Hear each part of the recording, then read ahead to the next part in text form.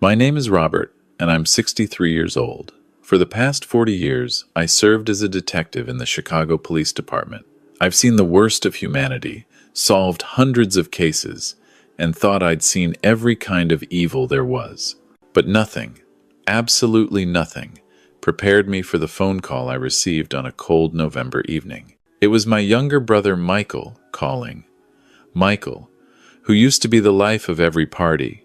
Michael, who built his own construction company from nothing and turned it into $1 million business.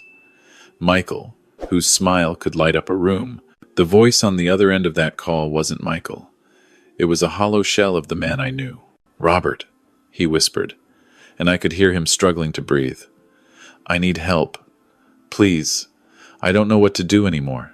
My blood ran cold. In all our 58 years together, Michael had never sounded like this. Never. "Where are you?" I demanded, already grabbing my keys. "Home. Catherine and her mother are out shopping. Robert, I'm scared. I'm so tired. I just want it to stop." 20 minutes later, I was standing in the doorway of Michael's mansion in Naperville, a beautiful suburb west of Chicago. The house that should have been filled with warmth and laughter felt like a tomb, and when Michael opened the door, I nearly didn't recognize him. My brother had lost at least 40 pounds. His once athletic frame looked skeletal. Dark circles surrounded his eyes, and his hands trembled as he gestured for me to come inside. His hair, which had started going silver like mine, was now completely white. He looked 70, not 58. "My God, Michael," I breathed. "What happened to you?" He couldn't even look me in the eye. We sat in his study, a room that used to be his sanctuary, filled with his awards and photographs from better times. Now, the walls looked bare. I noticed his trophies were gone. The photos of him with his business partners, with our late parents, with his friends, all removed. The only pictures remaining were of Catherine. "It started slowly," Michael began, his voice barely above a whisper. "After we got married, 3 years ago. Little comments here and there. Catherine would say I was spending too much time at the office, that I cared more about work than her. I tried to cut back, show her she mattered. I remembered the wedding. Catherine had seemed charming, attentive, a real estate agent, successful in her own right, or so we all thought. I also remembered how quickly she'd isolated Michael from our family gatherings, how the invitations to Sunday dinners became, "We can't make it. Catherine has other plans." Then her mother moved in, Michael continued, and something dark flickered across his face. "Margaret.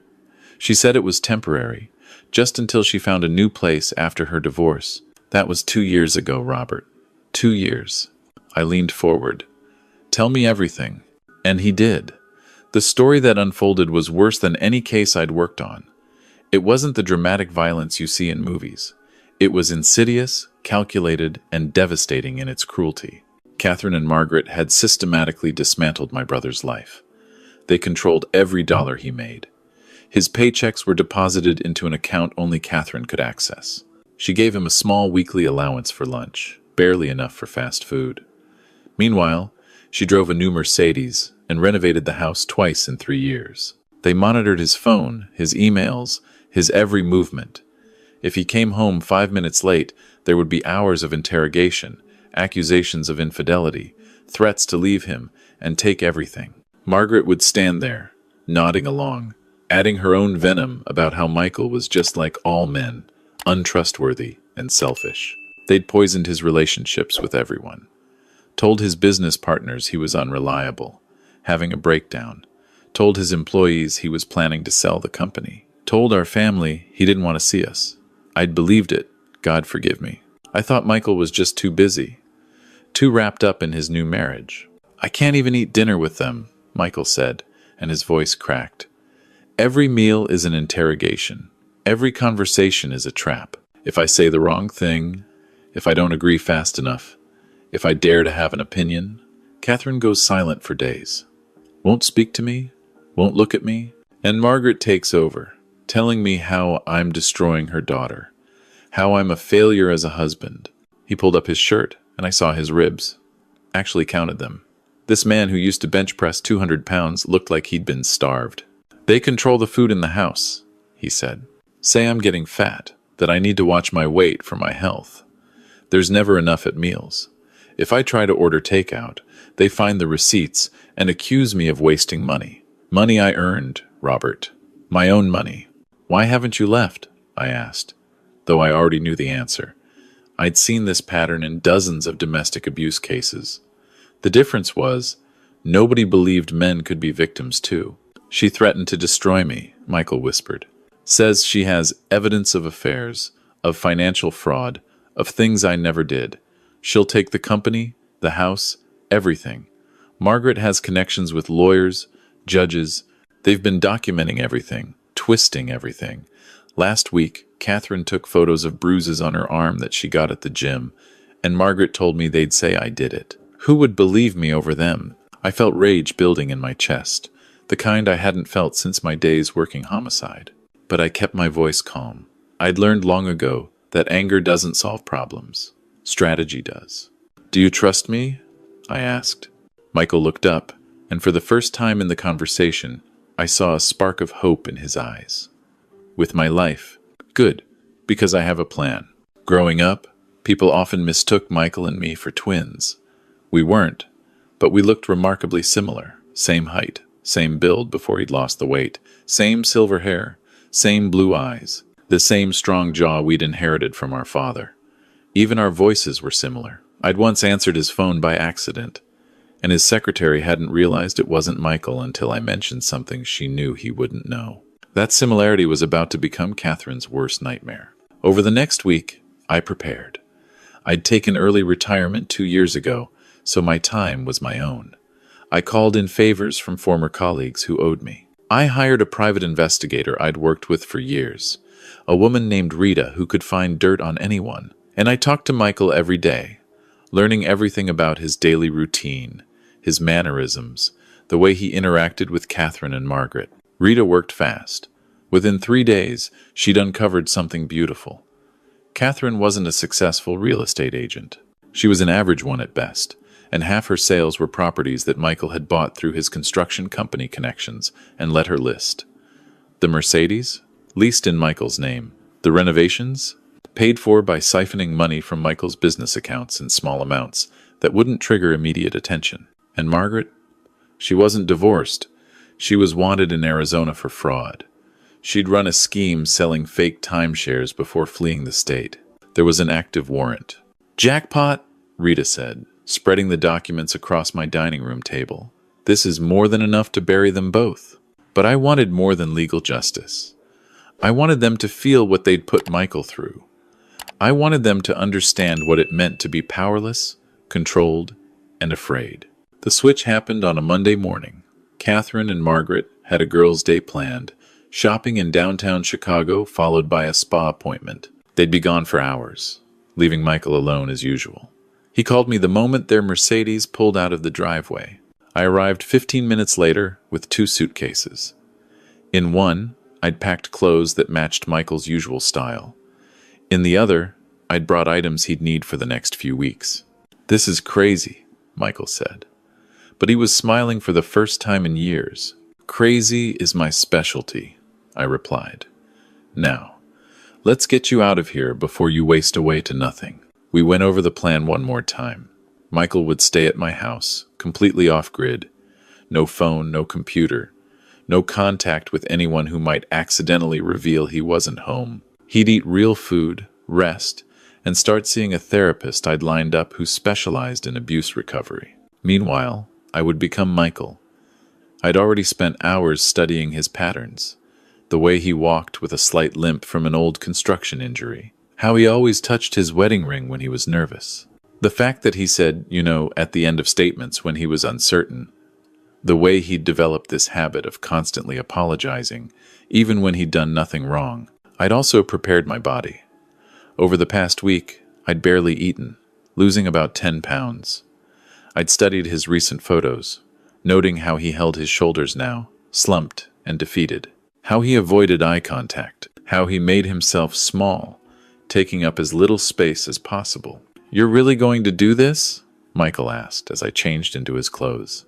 I spent 4 decades protecting people, I said, adjusting his watch on my wrist. I'm not about to stop now, especially when it's family. We looked in the mirror together. Even Michael was startled by how similar we looked. With his weight loss, we could have been the same person. When Catherine sees you, she'll see me, he said quietly. But you won't behave like me. What happens when she realizes? I smiled, and it wasn't a nice smile. That's exactly what I'm counting on. Catherine and Margaret returned at 6 o'clock, laden with shopping bags.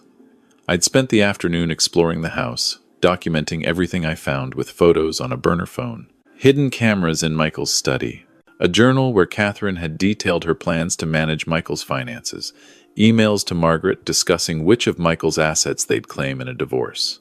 I heard them before I saw them. Their voices carried through the house. I can't believe that sales clerk, Catherine was saying. The nerve, suggesting the dress didn't fit properly. I looked perfect. You did, darling, Margaret cooed. Don't let these people with no taste get you down. Now, let's see what our little worker bee has prepared for dinner. They walked into the kitchen where I was sitting at the table, waiting. I'd positioned myself exactly where Michael said he usually sat, with my phone beside me, ready to record. Catherine stopped when she saw me. Something flickered across her face. For a moment, I thought she'd realized something was wrong, but then her expression shifted into that sweet smile Michael had described, the one that didn't reach her eyes. Michael, honey, you're home early, she said. I thought you had a site inspection until 7. Finished early, I replied, matching Michael's tired tone. Well, aren't you going to ask about our day? Margaret said, dropping her bags on the counter with a loud thump. This was one of their games, Michael had warned me. They'd talk for hours about their activities, and he was expected to listen, nod, and express enthusiasm. If he showed any sign of boredom or tried to change the subject, there would be consequences. I looked up at them and said something Michael would never say. No. The word hung in the air. Catherine blinked. Margaret's mouth opened slightly. Excuse me? Catherine said, her voice taking on an edge. I said no, I repeated, keeping my tone neutral. I don't want to hear about your shopping trip. I had a long day, and I'd like some peace. I could see the rage building in Catherine's face, the mask slipping. This was a woman used to total control, and I'd just challenged it. Margaret's expression was pure calculation, already planning her response. That's very rude, Michael, Margaret said coldly. We spent the day thinking of you, and this is how you thank us? I stood up, and I made sure to stand at my full height, not the slumped posture Michael had adopted. Both women took an unconscious step back. Speaking of spending, I said calmly, I checked our bank accounts today. Interesting pattern I noticed. Thousands of dollars going out every month. But I can't seem to find receipts or explanations for most of it. Catherine's face went white. You have no right to look at those accounts without asking me first. I manage the finances because you're terrible with money. Am I? I asked. Because I built $1 million company from nothing. I think I understand money just fine. What I don't understand is why my credit cards are maxed out when I barely use them, or why there's a lease for a Mercedes in my name that I don't remember signing. How dare you? Margaret started, but I cut her off. I'm not finished, I said, and my voice carried the authority of 4 decades in law enforcement. Sit down, both of you. We need to have a conversation. For the first time in 3 years, they obeyed. They sat at the kitchen table, and I could see confusion mixed with anger on their faces. This wasn't the broken man they'd spent years creating. Here's what's going to happen, I said, pulling out my phone. I'm going to ask you some questions. You're going to answer them truthfully, and we're going to figure out where we go from here. You can't speak to us like this, Catherine hissed. I'm your wife. Yes, I said. And a wife should be a partner, not a prison warden. When did you start timing my movements? Was it before or after you installed tracking software on my phone? Her eyes widened. She hadn't expected me to know about that. I needed to know you were safe, she said, but her voice wavered. Safe, I repeated. Is that why you tell my employees I'm having a breakdown? Why you cancel my meetings without telling me? Why you've spent 3 years destroying every relationship I have outside this house? That's not true, Margaret interjected. You're paranoid, Michael. We've been worried about your mental health for months. I turned to her, And I let her see the detective I used to be, the man who'd broken hardened criminals in interrogation rooms. "Margaret," I said quietly, "how's Arizona this time of year?" She froze, completely froze, her face drained of all color. "I don't know what you mean," she stammered. "Really? Because I have some friends in law enforcement who've been very curious about your whereabouts. Something about fraud charges? A warrant?" Catherine looked at her mother, confused. "Mom, what is he talking about?" "Nothing," Margaret said quickly. "He's making things up. This is exactly the kind of paranoid behavior I've been warning you about, Catherine." I pulled out a folder I'd prepared and slid it across the table. Inside were printouts of court documents, police reports, and photographs. Margaret's face in a mugshot. Details of her timeshare scheme. Testimonies from victims. "Is this nothing?" I asked. Catherine grabbed the folder, scanning the documents. Her hands were shaking. "Mom, you told me you were divorced. You said Dad left you with nothing." "I can explain," Margaret started, but I interrupted. "While we're sharing, Catherine, want to tell your mother about the fake property sales? Or should I?" Now it was Catherine's turn to go pale. "You're going through my business records? That's illegal." "No," I said. "What's illegal is fraud. What's illegal is financial abuse. What's illegal is forging someone's signature on lease agreements." I pulled out more documents. I had a forensic accountant go through everything. "Want to guess how much money you've stolen from me over 3 years?" The number I stated made Margaret gasp. Catherine looked like she might be sick. "This is ridiculous," Catherine said, trying to regain control. "You can't prove any of this. And even if you try, I'll tell everyone about your affairs, about how you hit me, about how you're mentally unstable." "The affairs that never happened?" I asked. "Go ahead. Try it. Because I have 3 years of my location data showing I've been exactly where I said I was. I have medical records showing I've never been violent. And I have recordings." I pulled out another phone. This one Michael had been hiding for weeks. "You think I didn't document the verbal abuse? The threats? The gaslighting?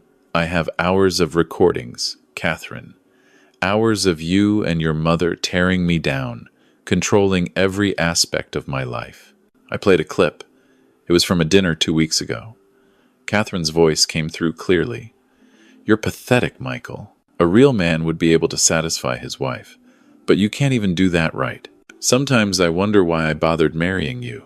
"Oh, right, for the money." Margaret's voice followed. "At least his money is good for something. God knows he's useless for anything else." Catherine's face crumbled as she heard herself. "That's out of context. You were being difficult that night." "Was I?" I asked. "What did I do to deserve that? I came home on time. I brought you flowers, and you spent 2 hours telling me everything wrong with me. There's nothing out of context about cruelty." The room fell silent. Both women were calculating, trying to find a way out, a way to regain control. But I wasn't Michael anymore. I wasn't the broken man they'd created. "Here's what's going to happen," I said. "Tomorrow morning, you're going to call your lawyer, Catherine. You're going to file for divorce. You're going to accept a reasonable settlement, nothing more than what you came into this marriage with. And you're going to do it quietly." "And if I don't?" Catherine challenged. "Then I call my friends at the Chicago PD and the FBI.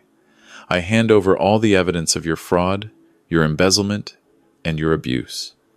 I let them handle the Arizona warrant for Margaret, and I make sure every newspaper in the state knows about it." "You wouldn't," Margaret breathed.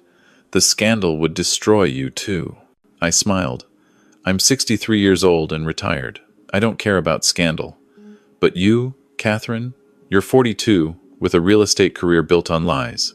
And you, Margaret, you're facing serious prison time." "This is blackmail," Catherine spat. "No," I corrected. "This is consequence. Something you two have never faced before." Over the next hour, they tried every manipulation tactic they'd perfected. Catherine cried, begged, promised to change. Margaret threatened, blustered, tried to turn everything back on me. But I'd seen it all before, in interrogation rooms and crime scenes. I knew every trick in the book. Finally, as midnight approached, Catherine broke. "Fine, I'll file for divorce, but I want the house." The house I bought before I met you? I asked. No, you'll take your clothes, your personal items, and that's all. You have 48 hours to move out. That's not enough time, she protested. Then you'd better work fast, I replied. Margaret tried one last power play. You can't kick me out. I have tenant rights. You have a warrant, I countered. Would you rather deal with me or the police? The next morning, I called Michael. It's done. Start packing. You're coming home.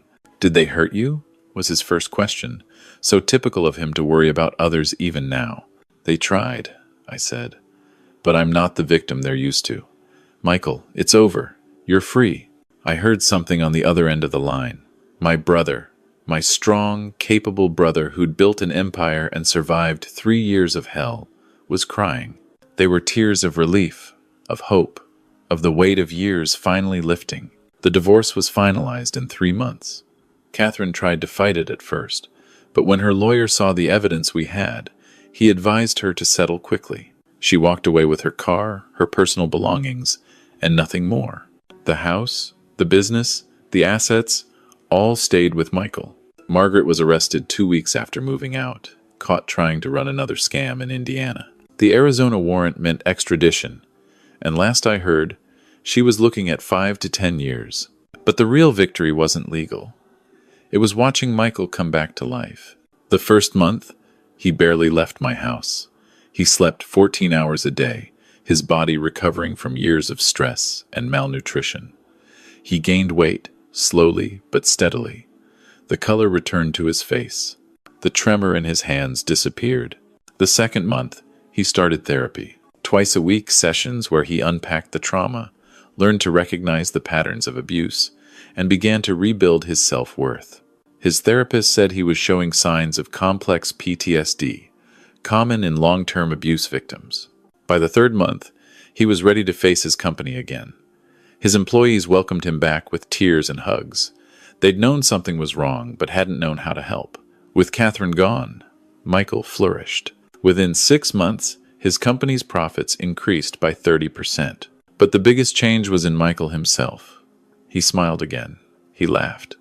He called me every Sunday just to talk, like we used to before Catherine. He started dating again, cautiously, with firm boundaries and a much clearer understanding of what healthy relationships looked like. 1 year after that phone call, we were sitting on my back porch, drinking beer and watching the sunset. Michael looked like himself again, healthy, strong, confident. I never thanked you properly, he said suddenly. You don't need to thank me, I replied. You're my brother. That's what family does. No, he insisted. What you did, pretending to be me, facing them down, it saved my life. I was disappearing, Robert. Another year, and I don't think there would have been anything left of me to save. I thought about that, about how close we'd come to losing him, about how many others were out there, suffering in silence because nobody believed men could be victims of domestic abuse. The statistics say 1 in 4 men will experience domestic abuse in their lifetime, I said. But only about 10% report it. You know why? Michael shook his head. Shame. Fear of not being believed. The idea that men should be strong enough to handle it themselves. I looked at him. You were strong, Michael. Surviving what you went through took more strength than most people will ever need.